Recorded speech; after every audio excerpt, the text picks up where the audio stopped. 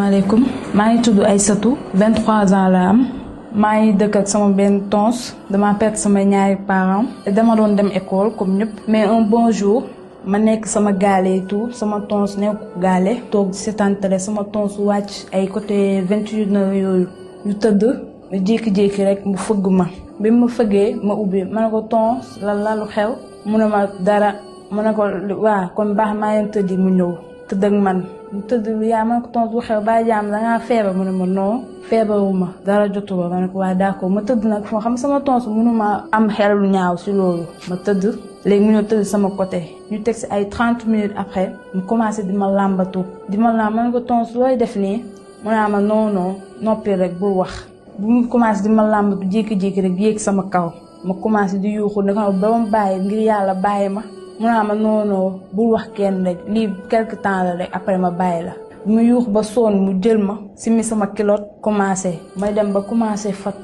bu mu paree lu muy def mu jug dem yoon ba pare mu ne ma bu ko wax kenn boo ko waxee kenn rek dinaa la rey ma ne ko d'accord ma noppi mu dem tëddi ma tëdd ma yeewu suba si sama yaram bi yëpp di metti maa ngi doon am âge boobu 16 ans léegi bi ma yeewu si ëllëg si ma gis ko ma yeewu sangu ba set jëm école jàngi mais mënuma woon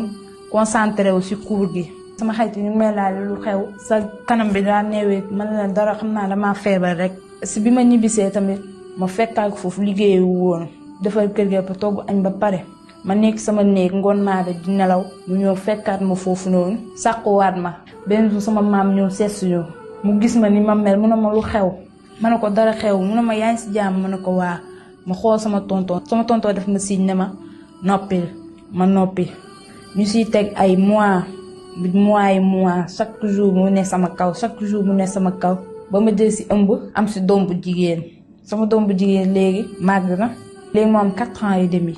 du sama doom bi ma ëmbee ñëpp ma doon laaj kam mooy papay xale bi ma ne xaw ma kam mooy baayu xale bi parce que sama tonton daf ma ne carrément bu ko waxee ma ne waa d'accord ñu may laaj sama maam laaj ma ba soo ma ne ko xaw ma kuy bàyyi xale bi sama maam bàyyi mu sedd génnatuma dematuma fenn sama xarit yi dama leen wax carrément bu ñu ñëwati sama gaal bu ma seeti couper les ponts monde bi yëpp mais un jour sama benn xarit moo ñu woon foofu di ma seesi juste mu tombé si action bi sama toos ne ma waxal ak moom bu mu wax ma ne ko waaye naa wax ak moom ma wax ak sama xarit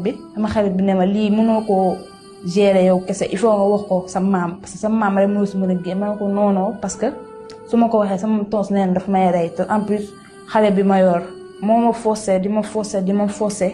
ba ma wax ko sama maam si laa ko waxee sama maam woo famille bi wax ak ñoom si laa porté plainte bi ma defee procès ba pare si lañ ko tëj léegi maa ngi si sama jàmm maa ngi si sama salaam. ça fait des années léegi mu génn mais loolu ça du changer dara c'est parce que li ma def dafay marqué sama vie ba faw du musa deñ yàqal na ma lu bari yàqal na ma sama jàng maa ngi si situation boo xamante ne mooy loolu moo tax ma leen di wax ne loolu ku mu si mën si dal na nga ko teel a wax say parents même say parents bu ñu nekkulee àdduna sax say tante say bàjjen say maam